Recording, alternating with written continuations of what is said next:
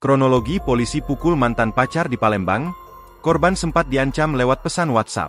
Wanita yang menjadi korban pemukulan oleh mantan pacarnya yang merupakan seorang oknum anggota polisi berinisial RRM, telah membuat laporan di SPKT Polda Sumsel. Korban bernama Wina Septianti yang mengaku dipukul dengan tangan kosong oleh sang mantan pacar sebanyak 4 kali di bagian hidung, rahang, serta di jambak rambutnya.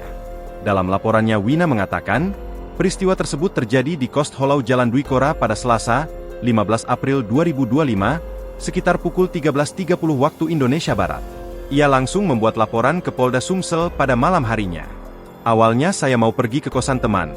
Ternyata dia, pelaku, membuntuti. Sampai tiba di kosan dia menyuruh saya masuk ke dalam mobil.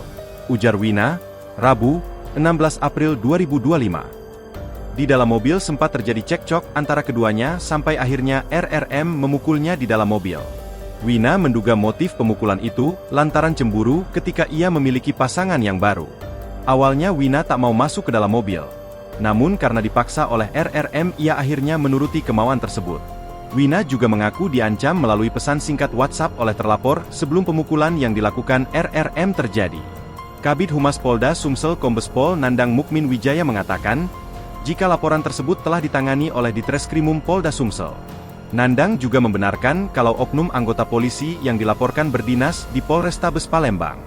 Download Tribun X sekarang, menghadirkan lokal menjadi Indonesia.